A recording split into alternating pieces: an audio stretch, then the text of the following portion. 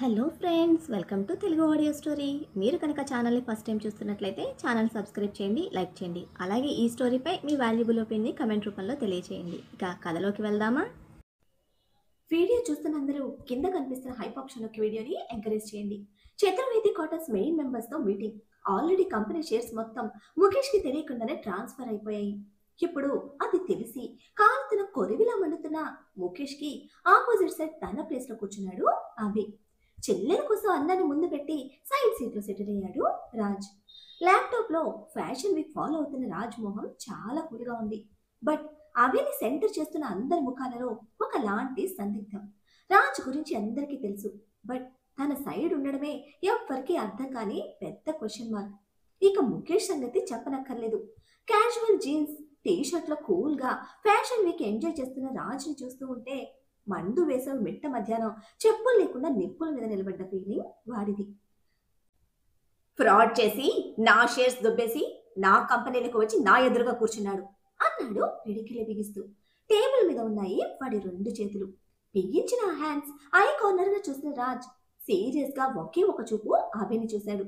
ఇంకా ముఖేష్ గొంతు నాకు వినిపిస్తుంది అన్న ప్రశ్న చూపులో మెదులుతూ ఉంటే,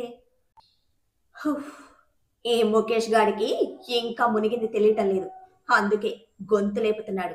వీడికి తిక్కరేగి ఆ గొంతు కూడా నొక్కేస్తే ఏడవడానికి కూడా ఉండడు యాదవకి, తెలియడం లేదు అని ఇన్నర్ వేసుకుంటూనే జాలిగా ముఖేష్ ని చూస్తూ కంపెనీ సెక్రటరీకి కళ్ళతోనే ఆర్డర్స్ పాస్ చేసి, mister Mukesh, now this is my company, official గా మీరు దీన్ని నాది అని చెప్పకూడదు అని స్ట్రెస్ చేసి చెప్తూ ఉంటే టేబుల్ మీద స్మాష్ చేస్తూ లేచిన ముఖేష్, ఇది నీ కంపెనీ ఎలా అయింది మిస్టర్ అభినవ్ అంటూ కచ్చిగా అడిగాడు.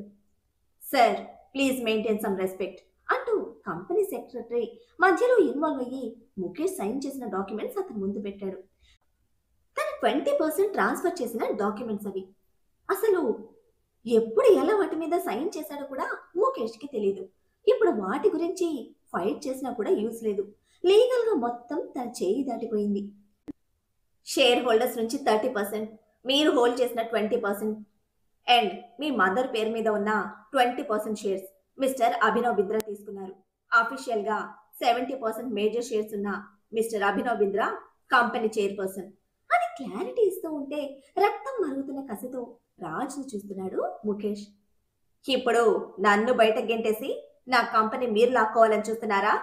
ఇంకా థర్డ్ పార్టీ షేర్స్ నాకే ఉన్నాయి, so I'm also one of the share holder అని స్ట్రెస్ చేసి చెప్తూ ఉంటే వాడు టార్గెట్ చేస్తున్న రాజులో అస్సలు ఎటువంటి రెస్పాన్స్ లేదు.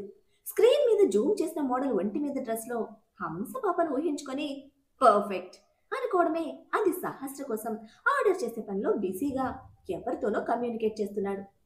2 days అని కన్ఫర్మ్ చేసి అడ్రస్ షేర్ చేస్తూనే ఆమెని ఐ కార్నర్ గా చూసి, ఐఎమ్ హంగ్రీ, గంటన్నావు దాటి 8 minutes అయింది, ఈ సోదికి ఫుల్ స్టాప్ పెట్టేది ఏదైనా ఉందా లేదా అని సీరియస్ గా అడిగితే, 30% షేర్స్ సహస్ర మేడంవి, వాటి మీద మనకి ఎటువంటి రైట్ లేదు అని సెక్రటరీ చెప్తూ ఉన్నా వినిపించుకోవడం లేదు ముఖేష్.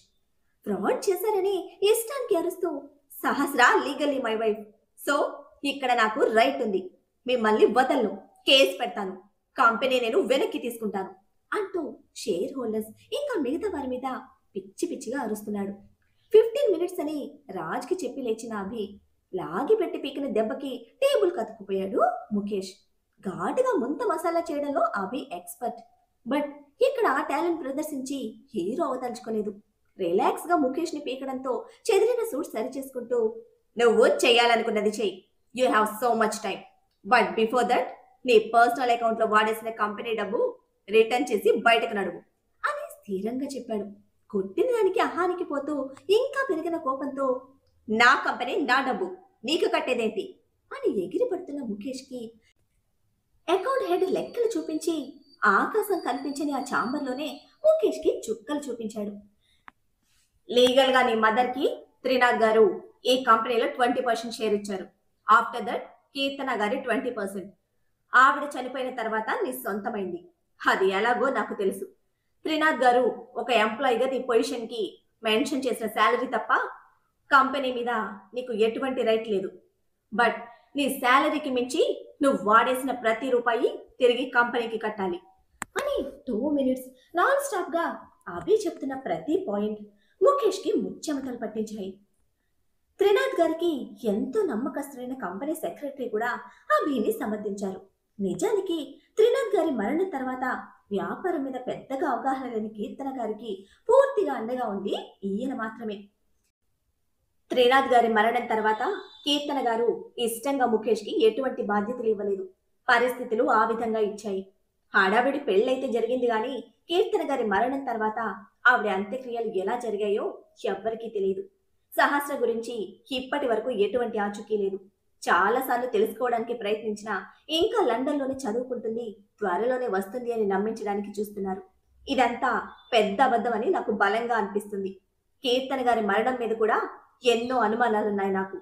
ఇప్పుడు కంపెనీ చేతులు మారడం వెనక ముఖేష్ అసమర్థత, అతని నిర్లక్ష్యమే కారణం. వ్యసనాలకు అలవాటు పడి చాలా డబ్బు వృధా చేశాడని అన్ని నిజాలు బయట పెడుతూ ఇన్ని సంవత్సరాలు చతుర్వేది కుటుంబం మీద ఆయనకున్న విశ్వాసాన్ని చూపించారు. కంపెనీ డబ్బు రిటర్న్ చేయకపోతే ఈ క్షణమే ఇటు నుంచి ఇటే జైలుకు వెళ్లాలని అభి కంప్లీట్ చేయడంతో నిజాలు తెలుసుకున్న మిగతా వాళ్ళు కూడా ముఖేష్ ని ప్రశ్నించడం మొదలు పెట్టారు. కోట్లను చూపిస్తున్న లెక్కలకి, నిగ్గు తేలని నిజాలకి, ఇంకా తను దాచిపెట్టిన రహస్యాలకి భయపడిపోయాడు ముఖేష్.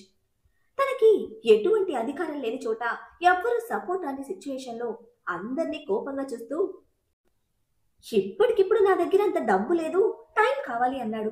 ప్రస్తుతానికి బయటపడితే చాలు అన్న ఆలోచనతో కరుడు కట్టిన కిరాతకుల్ని కాచి వడపోసిన అభికి ముఖేష్ బుర్రలోని బుద్ధి తెలియంది కాదుగా. విసుగ్గా సెక్రటరీని చూశారు. వెంటనే అతను ఒక డాక్యుమెంట్ ముఖేష్ ముందు పెట్టి, మీరు డబ్బు కట్టే వరకు కంపెనీ వదిలి వెళ్ళడానికి వీల్లేదు. మీ మీద చైర్మన్ సార్కి నమ్మకం లేదు. బాకీ మొత్తం తీర్చే వరకు ఇక్కడ మీరు ఊడ్చే ఉద్యోగం చేయాలి అనగానే ముఖేష్ కి దిమ్మ తిరిగింది. What what kind of job is that?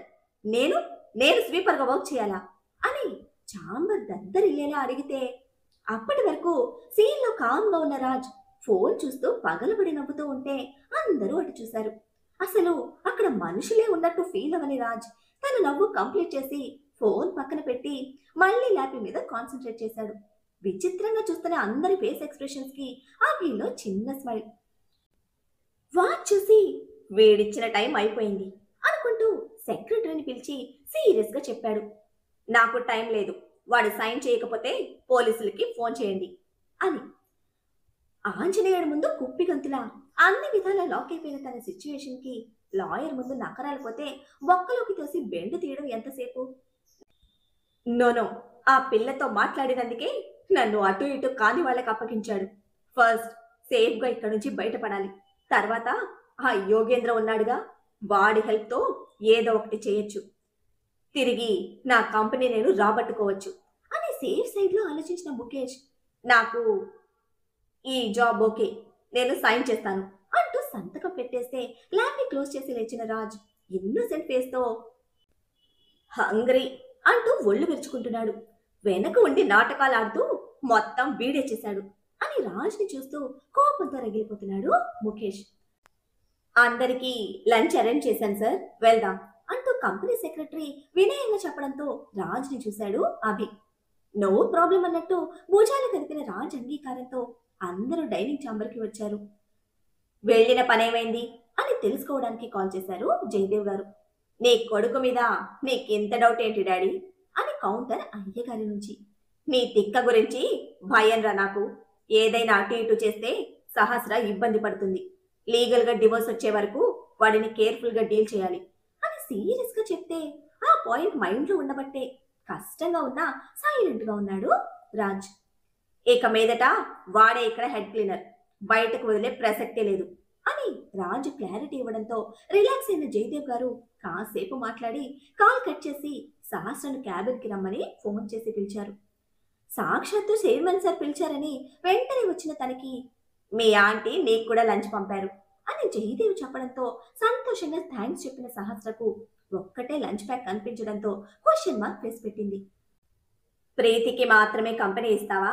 నేను కూడా సింగిల్ గానే తింటున్నాను అని నవ్వుతూ అంటే, మీరు ఇంత ఫ్రెండ్లీగా అడుగుతుంటే నో ఎలా చెప్తాను అంటూ హ్యాపీగా జాయిన్ అయింది.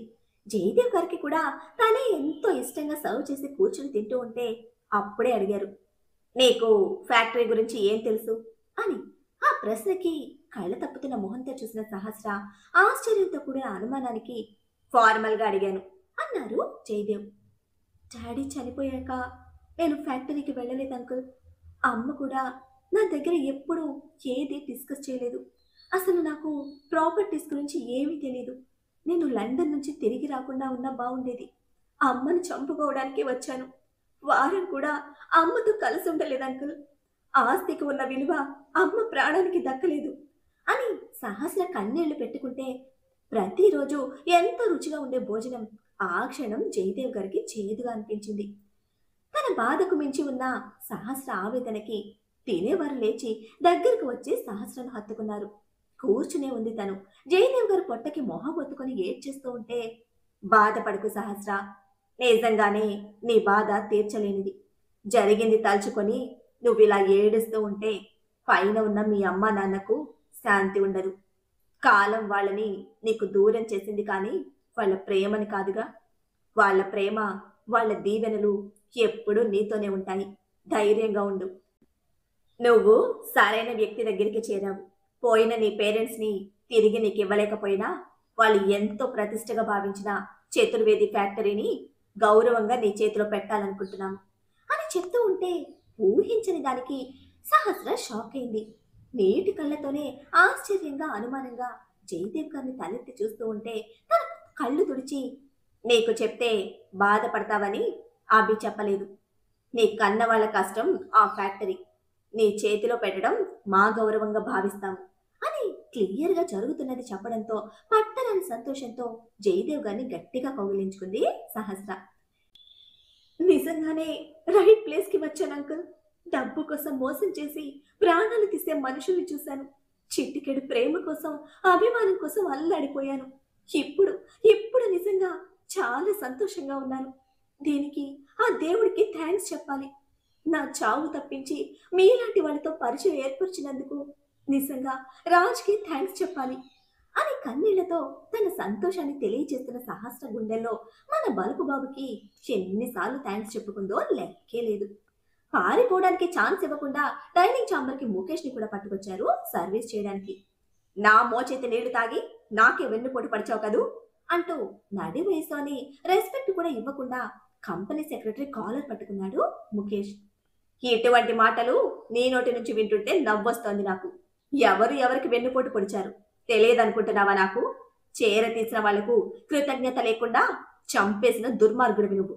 నీ గురించి, మీ అమ్మ గురించి అన్నీ తెలుసు నాకు. ఇంతకాలానికి నా యజమానికి న్యాయంగా నేను చేయగలిగింది చేశాను. ఇక మీదట కూడా ఇలాగే ఉంటాను అని ఖచ్చితంగా చెప్తున్న సెక్రటరీ మాటలు తీసుకోలేక కొట్టడానికి చేయెత్తాడు ముఖేష్. సడన్ గా వెనుక నుంచి ఆ చేతిని పట్టుకున్న అభి అసిస్టెంట్, నీ పొజిషన్ ఏంటో మర్చిపోయి రెచ్చిపోతే మా సార్ ఇచ్చే పనిష్మెంట్ భరించలేవు, వెళ్ళి క్లీన్ చేయి అంటూ దూరంగా తోసేస్తే, నువ్వు నాతో రా, అక్కడ పనుంది అని పిలుస్తున్న వర్కర్ మీదకి, ఎలా కనిపిస్తున్నారా నీ కంటికి అంటూ కోపంగా వెళ్ళాడు ముఖేష్. ఆటలు అరటిపండు తీసి పడేసిన తొక్కకి విలువే ఉంటుంది, ఆ మాత్రం అర్థం కావడం లేదు ముఖేష్కి.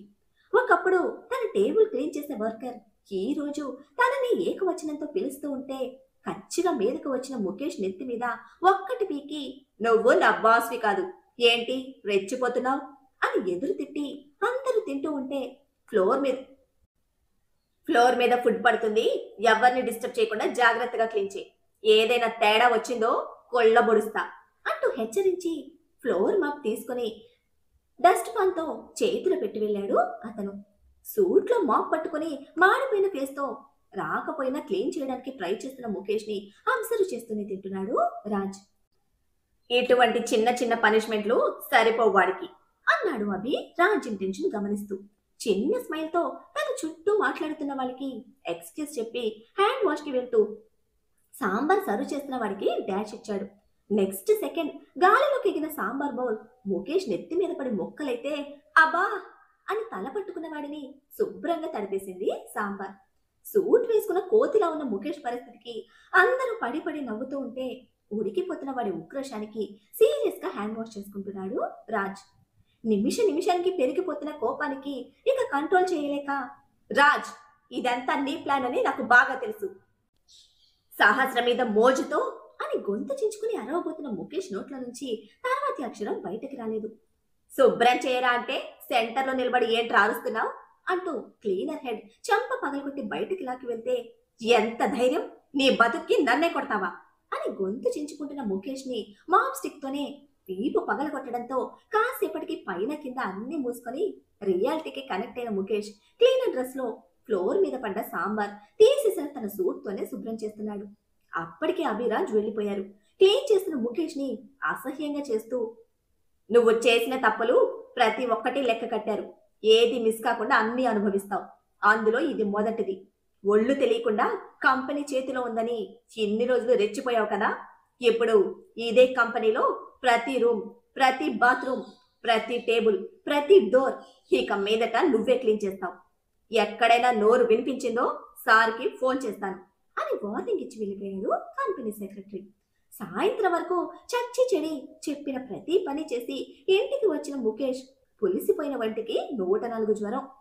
ఎన్ని సంవత్సరాలు అన్యాయంగా దొబ్బేసిన ఆడపిల్ల ఆస్తి మీద సుఖపడ్డ ఒళ్ళు కదా, ఒక్క పూట కష్టానికే ఎర్రగా కమిలిపోయి జ్వరంతో కాలిపోతుంది. నెత్తి నోరు కొట్టుకుంటూ రాజ్ అభి ఇంకా సహస్రను తిట్టిపోస్తోంది యామిని. దుప్పటి ముసుగు వేసి మూలుగుతూ యోగేందర్కి ఫోన్ చేశాడు ముఖేష్. వాడు ఫ్యాక్టరీ కోసం ఇదంతా చేయడం లేదు. నీకు తెలియకుండానే షేర్స్ తీసుకున్న వాడికి నీ ముందు షో చేయాల్సిన అవసరం లేదు. ఫ్యాక్టరీ లాక్కొని నిన్ను బయటకు గెంటడం వాడికి చిటికలో పని. బట్ నిన్ను అంత తేలిగ్గా వదలడు. నీ స్థాయి ఏంటో తెలియజేస్తాడు. కొన్ని రోజులు బుద్ధిగా శుభ్రం చేసుకో అని అడ్వైస్ చేసి కాల్ కట్ చేశారు యోగేందర్. ఏమొచ్చిందిరా వాడికి? వాడవసరమైనప్పుడు మంగళాన్ని అడ్డు పెట్టుకొని బాగానే కథంతా నడిపాడు.